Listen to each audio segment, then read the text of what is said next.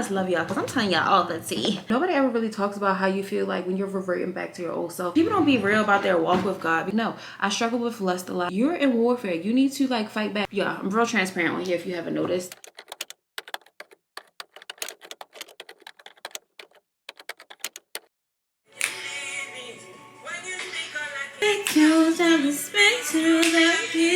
Alright guys, so as you can see, your girl has started her makeup. So I just wanted to come on here and give y'all a little update about my life because I've been making a lot of like moving content, me moving down here and giving tips and stuff. So if you haven't already, make sure you go ahead and check those videos out. It is November and your girl has been through a lot of things in these last months. I say a lot of things. It's really the same freaking thing that God has keeps sending me signs for, and I'll be like, are you for real though? And then I keep going back and I'm like, are you really for real? And then yeah, yesterday I learned my lesson. I'm praying I learned my lesson. But I want to give you guys like an update about my life with work, with my relationship status, and just me living down here alone. I want to start off first with my like relationship with God, and then we'll talk about work stuff. I have found a church down here. Y'all know when I first moved down here, my mom and I went to go visit a few churches, and the church that my back at home church recommended to me, I really liked it and I started going there. One thing about me though, I'm a person like I'm for the people and I need my spaces to be for the people as well. So the church that I'm currently going to is majority white, of course, you know, here in Texas, but it's majority white. I did see some black people there, some mixed people, so I was like, okay, if any people, I can try it out. I'll continue to go. More recently, I've been feeling like, you know how you grew up in a black church and you just missing like some of the cultural aspects of the black church. I'm missing like praise and worship. Now don't get me wrong, the church I go to, I really like their praise and worship, but it's not like the praise and worship that I'm used to. I'm used to like letting the spirit take over sometimes. I feel like in this church that I go to, we don't get to that point where I feel like let the spirit take control, like let just God flow in that atmosphere in that moment. I feel like it's very like, you know, which is cool because you do have to keep on time and they do have 3 services, but sometimes I just need like a breakthrough session. Like I need like God's spirit to pour out on us. And also what this church doesn't do, like, you know how we do, well, some churches have prayer at the end. Like we do have prayer, but they were like, go see a prayer partner. I like a collective prayer. Like when people come up to the front, they petition to God, we're all praying for each other. I really like that. I feel like that builds a sense of community, but also allows people to intercede over your life, which I just miss that aspect. But I also miss like my people, like feeling comfortable to go in spaces, feeling comfortable to join like Bible studies and stuff like that. I just feel like you relate better with your people. And granted, I know God did not put us on this earth to be divided, but united. And I feel like I can learn things from other people who don't look like me. A lot of other things that from people who don't look like me. But I also feel like I miss that connection with women and just people in general who look like me. So I've been serving in their children's church ministry. But when I first started like going into the church, I took classes like about just learning about the church. They were free classes, nothing I paid for, nothing crazy like that. It's not that type of church, but it just tells you the principles and foundations of the church, which were literally the same as my church from back at home. They asked like one session like think about serving, because you know we all are called to serve. Okay, we are all called to serve, and I've always done like children's ministry, dance ministry, and stuff like that when I have served in the past, like or working with homeless people. At this church, I was like, okay, in my heart first, initially God placed in my heart to do the production ministry and like, you know, everything with the screens in the morning, the cameras, the editing, the posting online, because I love content. I love making content. I love creating. I am a child of God for real. I'm really made in his image when it comes to creating. I feel like I am so creative. We all are, guys. You just gotta tap into what you find creative. But I just feel like I am very creative and I wanted to do that. However, I was like, let me go with something I'm familiar with, and I start off with children's church. Now, it is nothing wrong with that at all. It's nothing wrong with that at all. However, I feel like I am looking to build a community, and the people that I'm meeting in children's church are people with kids already. They're married with families, and that's cool because I can learn something from them too. But y'all, I just really want somebody relatable, people close to my age, and it's people that are my age or younger than me who are married with children. But I feel like in the productions ministry, like there's younger people. It's just a different type of vibe. I don't know, it's just a different type of vibe. So I have been going to church online recently, like these last 2 Sundays. I was supposed to serve this Sunday, but y'all, I worked 12 hours these last 2 days. So I was like, let me just take a moment to myself. I need to rest and get ready for this week, and I'm traveling this week to go back home. And we have a big event on Thursday after we just had a few big events at school. So I just like, let me look online. And there's a lot of great pastors that I watch online, like Jerry Flowers. I'm pretty sure y'all heard of him. I'll leave a few more names up here if you're looking for like sound doctrine, like people who preach from the Bible and not their opinion. And they just make it so relatable and so real. Like, especially with our generation, we deal with, I feel like, different struggles than people in the past. So I just like a relatable church. I really like a relatable church. I'm trying to look for another church. I've tried the Potter's House here in Fort Worth. I don't really like it. It feels like very, I don't know. I'm not big on titles within the church. I'm not big on apostle, like bishop and all this stuff like that. No, the church that I come from, you're a pastor, you're a pastor, you're a pastor, but you're a pastor of certain things. A pastor of outreach, a pastor of a certain campus. Like, you do different things. And it's no person above the other. We don't worship our pastor and first lady or the bishop. Like, nobody is greater than anybody in our church. And that's the type of church that I'm looking for. So that's where I am on my walk with God. And y'all, I feel like sometimes people don't be real about their walk with God, because like, I knew things were going to get hard, but nobody ever really talks about how you feel like when you're reverting back to your old self before you were this close to God. I feel like more recently in these last few days, I have been like, I just been not feeling like reading my Bible. I've been not feeling like praying to God how much I used to pray like when I first like moved down here and became like really, really serious with my walk. I just don't feel like the same fire that I had for God is there. And I know that's the enemy, and God keeps waking me up in the middle of the night, and I used to ignore it. And now every time I wake up in the middle of the night, I sit there and I pray, even if it's a short quick prayer, because your girl half the time is sleepy. I ain't gonna lie, I'm sleepy, but that's how you know God is trying to communicate with you. He's trying to talk to you. He keeps waking me up at the same time. So I'm just like, let me be obedient, let me wake up, let me pray, let me thank God. And certain dreams I've been having have been showing me like, girl, you're in warfare. You need to like fight back, or you're gonna go back to your old ways. You're gonna be living in the world again, which I feel like, not that I'm currently living in the world, but I do feel like I do worldly things. Like, I do still want to enjoy certain things,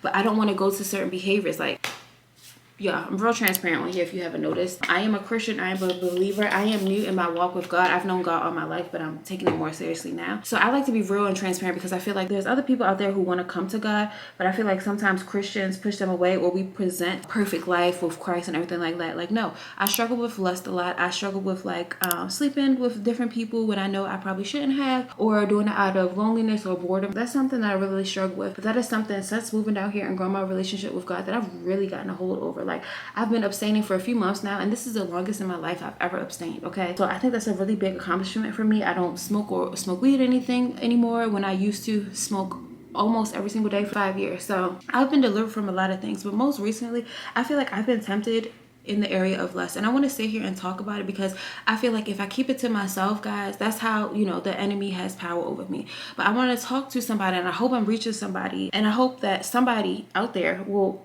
also be overcoming this battle as well. But I've been dealing with lust. Like, people, men in my past, ever since I could stop talking with my ex, everything like that, certain men in my past that I know I only hit up for certain things have been coming back into my life. I know I'm going home, and I was like, oh, maybe I want to see this person. Maybe I want to see this person. Like, oh, I've been without sex for this long. Like, that's good enough.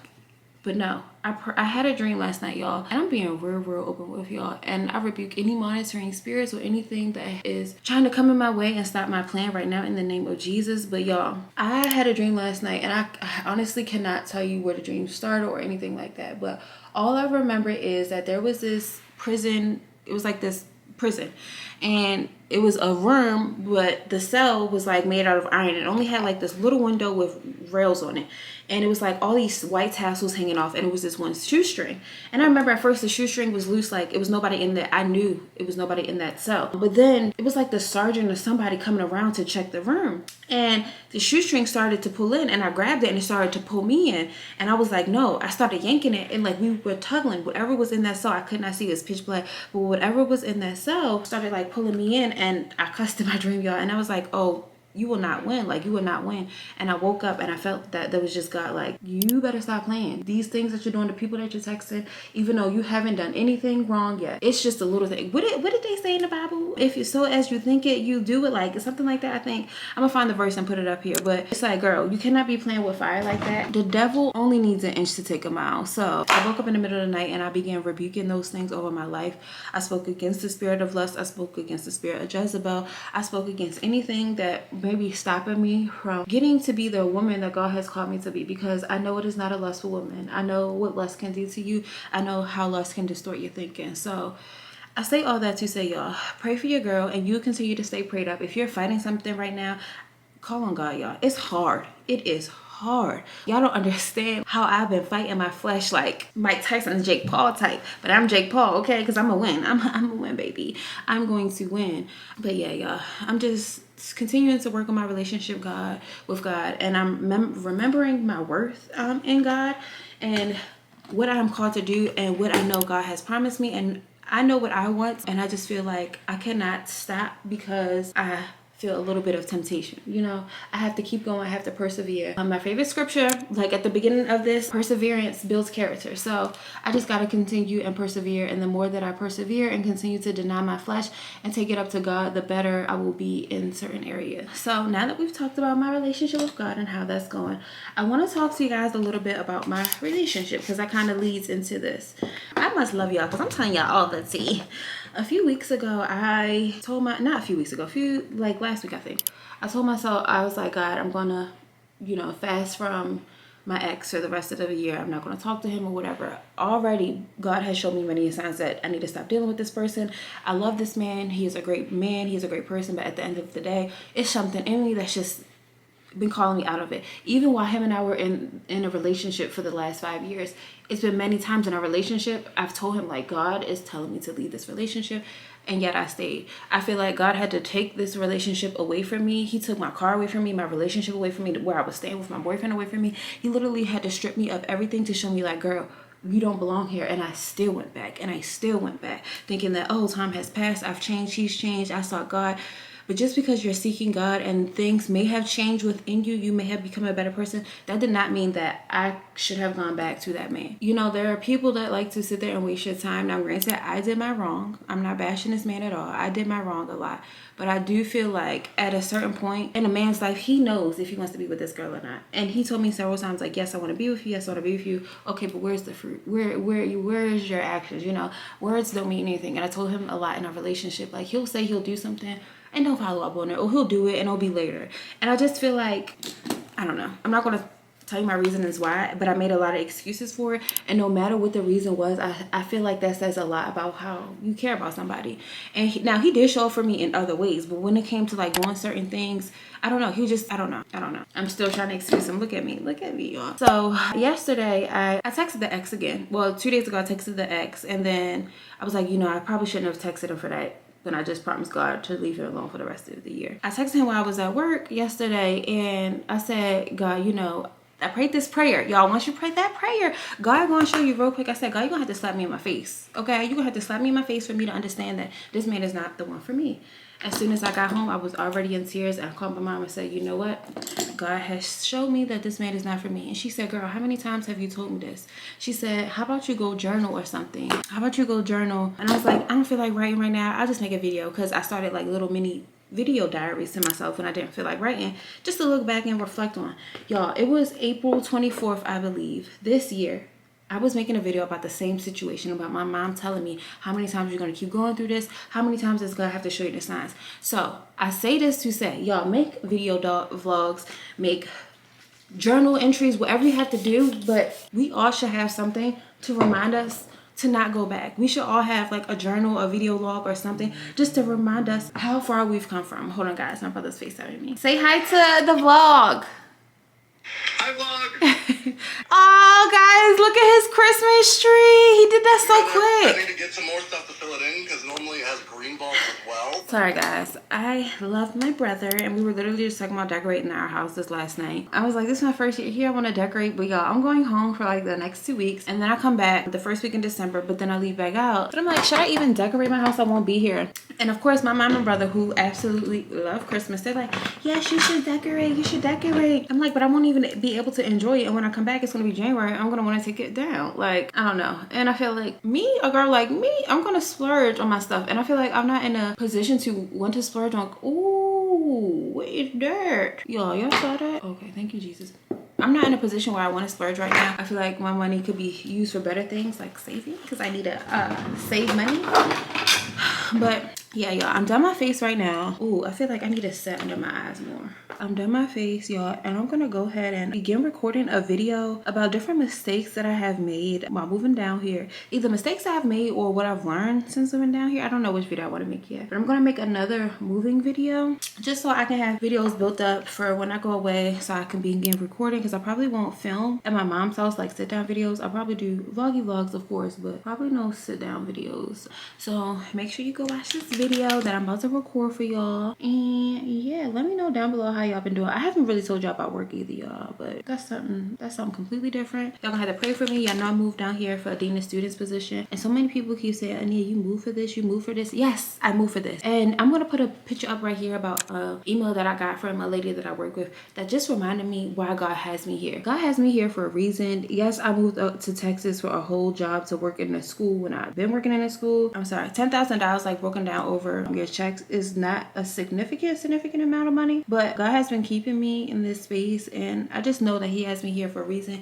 He continuously reminds me, and I ask him to remind me sometimes when I feel like, oh, why am I here? Should I move here? Especially with all this election stuff going on, and I live in Texas and I'm a black gal. Okay, so it's just like God has me here. He's covering me. I'm here for a reason, and when he tells me to go, that's when I'm gonna go. But I love my job. I love what I do. I don't love every single aspect about it, but I can tell you guys that in a different video. I'm gonna go ahead and change, prepare for my next video. I gotta fix my hair and stuff. I just literally woke up and just pulled it out, but I need to go wet it, and then yeah, I'll jump back on here with you guys later once I head to the nail salon, because these puppies got to get done. And my mom sent me money to get my toes done because she knows I'm a sad girl, and she was like, girl, go do something nice for yourself. I love my mom. Like last week I went to the coffee shop and my mom just sent me money because I was like, oh, I'm gonna take myself to lunch, and she treated me to lunch. So I love my mom. Even though I don't have a community of friends and stuff like that, people to cry to, I feel like my mom is enough. I think her my best friend. She be getting on my nerves sometimes, but she is my best friend, and when she get on my nerves, it's for the best. All right, I'm sorry running my mouth. I see y'all in a bit. Bye, y'all.